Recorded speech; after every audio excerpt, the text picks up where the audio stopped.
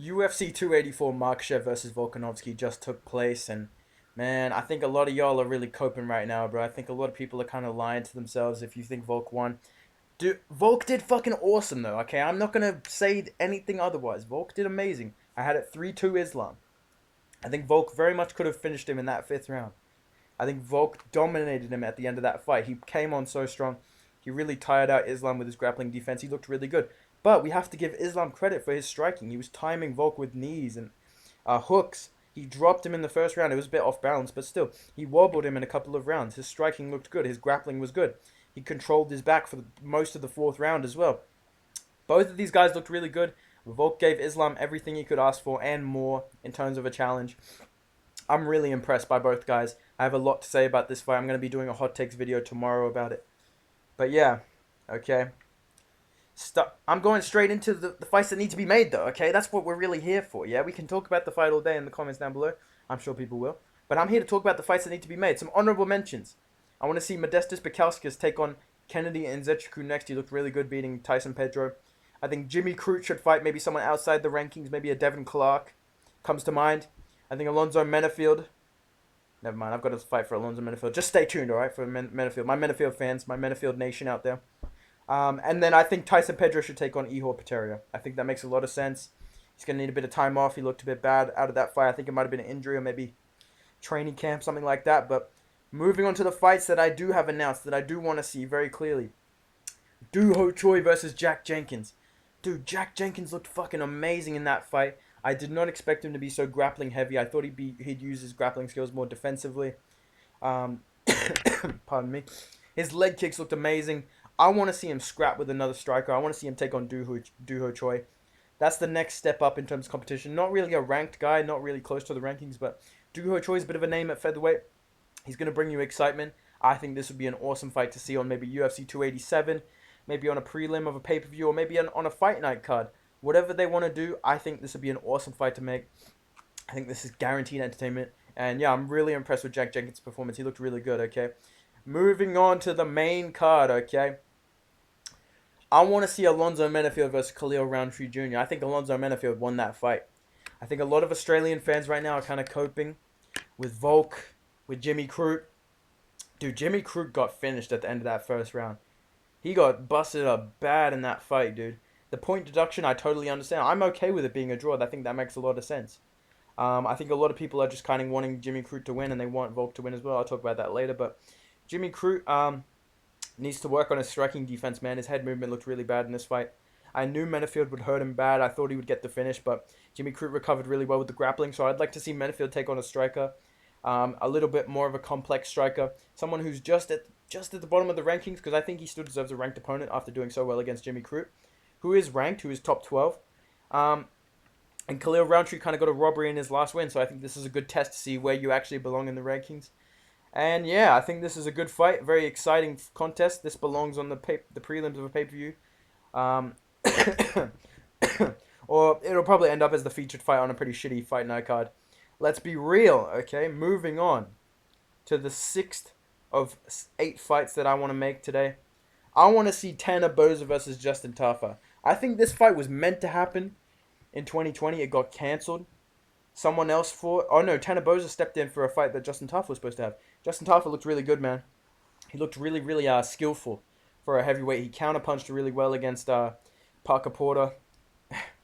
Counterpunched him really well. Pulled him into that left hand and then caught him with the uppercut on the way down. A very sneaky uppercut. The ref kind of went over and was like, yeah, that's fucking done. Yeah, it's done. It's over. You're done. You're fucking knocked out. Back to the barnyard for fucking Parker Porter. Nah, Tafa looked good, man. I'd like to see him face someone a little bit higher level, and I think Tanner Boser is a very underrated heavyweight. He was on a bit of a winning streak before he ran into Andrei Arlovsky. I don't know what he's up to at the moment, but I think this would be a good fight. I think an increase in skill level, but still a winnable matchup for Tafa. Makes sense ranking-wise for both of these guys as well. And yeah, I think guaranteed excitement on this one. All right, moving on swiftly. God, I hate being sick. Fuck, bro. I need to see Randy Brown versus Phil Rowe, dude. Randy Brown got knocked out. The laser pointer got in his eyes. He got blinded by one of the fans. Operation Baza affected him. He got knocked out by Jack Della Maddalena. Beautiful performance for Della Maddalena. I'll get into that in a second. I think it's time for Randy Brown to fight down in the rankings. And Phil Rowe is hot right now. He's on a streak right now. He just knocked out Nico Price, who has a win over Randy Brown. I think these are two of the bigger guys at welterweight. I think this would be a very exciting matchup. I'd love to see this take place in like New York or Philly or something on the East Coast. I think both these guys deserve a big spotlight fight, especially Randy Brown for making UFC 284, sorry, so entertaining. He was a very, very fun part of this card. Unfortunately, didn't get the job done for him, but I think he can still have a big fight. I think he's still a fun name at welterweight. I would love to see him take on Phil Rowe. I think that'd be a very, very exciting clash, okay? Moving on to the winner of that fight, Jack Della Maddalena, bro. He looked so good, dude. Dude, he was so patient. His defense, by the way, looked amazing. Randy Brown didn't hit him clean with fucking anything except leg kicks, you know what I mean? And even then, Jack was patient. Calf kicked, like I said, calf kick, patient, patient, patient. Kind of let Randy Brown do his thing for a bit. And then got on the inside of that long, lanky kind of arms. Boom! Chinned him with the hook. Face planted him. And locked up a very clean submission. So I'm very impressed with Jack Della Maddalena. And what he said is what he deserves to get. A ranked opponent. I can't think of a better ranked opponent to welcome him to the top 15. Let's do... Oh, sorry. That's awkward. That's awkward, bro. That's awkward, you know. Oh, yeah. Didn't mean to press that. I'll press the other one. I can't think of a better opponent than Neil Magny, dude. Let's do Neil Magny, Jack Della Maddalena. Let's do UFC 288. Let's do UFC 289. Something like that, dude. Let's get Jack Della versus Neil Magny. There's a bit of an increase in the risk there. But he's kind of prepped for a tall, lanky kind of guy at welterweight as well. So I think this makes a lot of sense as a progression. He deserves a ranked opponent. He's on a 4-fight KO streak in the UFC. He's passed every test with flying colors, dude. I'm so impressed by Jack Della's performance against Randy Brown. I thought it'd be a tougher fight. In my prediction video, I thought it would be a tougher fight. I thought Randy Brown would win the first round, and then Jack Della Maddalena would come on strong. But man, he is the real deal at welterweight. I think he deserves Neil Magny, and it's an interesting matchup, especially because he locked up that submission at the end. You know, I can see Neil Magny like getting dropped by Jack and getting submitted somehow, but I also see Neil Magny being able to have a classic Magny performance and win this fight. So I think this would be a very intriguing matchup at welterweight. I think it makes a lot of sense. All right, now we're into the big boys. Okay.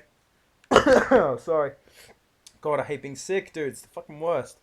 Alright. Let me get this shit together. Let me get it together. Let me get it together, dude. Okay. Interim featherweight title bout. Josh Emmett got pieced up by Yair Rodriguez and then got submitted by the Mexican crybaby Yair Rodriguez. Great performance from Yair. Josh Emmett's going to need a bit of time off, but I think he needs to fight an up-and-comer. And I think there's an exciting fight out there for him that not a lot of people are talking about. I actually think he has a good chance. Maybe after that last performance, I might change my mind a bit. But I actually think he has a good chance, dude. I want to see Josh Emmett versus Ilia Topuria. Okay? The two stocky powerhouse grappling, kind of underrated grapplers of the division. I think Topuria would win after that last performance. But at the same time, Josh Emmett's going to be very, very hard for Topuria to fucking trade with his power. He's going to be very hard to take down with his frame and his little body. And I think this is a winnable matchup for both guys. It'd be a very exciting fight night main event. I think this is an awesome fight to make. I don't think anyone's talking about this fight, but I think this makes sense as the next fight for both these guys. I would love to see this fight, man. It's probably going to be T-City, but I think it should be Josh Emmett versus Ilia Topuria. Moving on to the two fights that we kind of know what we want, right? Yair Rodriguez, he has to fight Volkanovski now. I think Yair Rodriguez has a good chance, dude. I think Volkanovski's going to win. Alright, I've changed my mind. I know in my bold takes video I said Yair would beat him. Maybe he does. Maybe he upsets him. I could see him upsetting him somehow. But at the same time, Yair Rodriguez looked fucking good tonight, dude. He looked really, really good. This is the fight that makes sense. The interim champ versus the official champ. And I think Volkanovski's going to want to get back very, very soon, which may benefit Rodriguez, catching him by surprise, maybe underprepared for him, or kind of more like, I don't care who it is, I need to get back in, I need to get a win right now because of the main event against Islam Makhachev. But yeah, this is obviously the fight to make. I don't see any other fight happening. Nothing more to say. Main event. Islam Makhachev got everything and more he can handle from Volkanovski. I thought he won.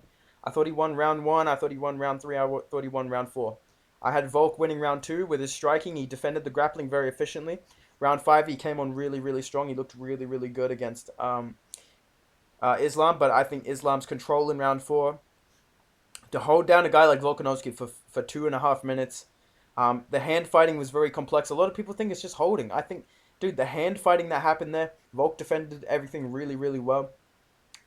you don't have really much other choice besides a rear naked choke. I mean, I felt Islam was trying to set up an armbar. If you watch the fight back, he had the arm hooked, and I don't know if he was trying to angle him off to the side, but the cage was there, so he couldn't really.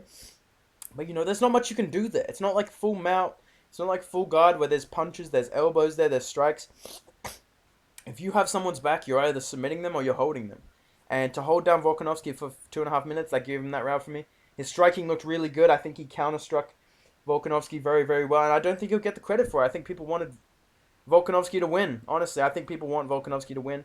I agree too. I picked Islam and I was cheering on Volkanovski. I wanted him to win so bad, but we have to accept the facts that Islam looked good, dude. He struggled? Yes, he struggled, but he also had his moments where he looked really, really good. And he fought the pound for pound best fighter in the world, and he did well. He won rounds. He won the fight, in my opinion. There's no controversy there, in my opinion. So, great performance, I guess, from Islam. Still a bit of a question mark, and I think that leads in greatly to Beneil Dariush versus Islam Makhachev. Dude, Beneil Dariush is gonna win. I don't give a fuck, dude. I know I just said that Islam just beat the pound for pound number one fighter. He did, but Beneil Dariush is bigger. He's more naturally a grappler. His power is going to be better, I think, personally. We've seen Makhachev drop now. We've seen him hurt now. I can see Dariush hurting him. I can see Dariush having more submission threat of his back as well. More submission threat on the ground. If he hurts Islam, he's going to lock up a guillotine. He's going to try and sweep him with the guillotine and get him on his back and try and pound him out and win a decision. I think Dariush has all the skills to do it, and I think this fight has to happen next, dude. Obviously, they're doing Charles versus Dariush at UFC 288. I'm going to be doing a video about that this week as well. Make sure you subscribe. Stay tuned for that. But this fight just got a whole lot more interesting, in my opinion. Let me know down below, boys. What did you think of UFC 284? Am I wrong? Am I right? What do you think of these fights? What fights do you want to see? Comment down below. Drop a like. Subscribe if you enjoyed the video. Follow me on Twitch TV, twitch.tv/bedtimemma. And follow me on Instagram at bedtimemma. All right. Have a good one, boys. God damn.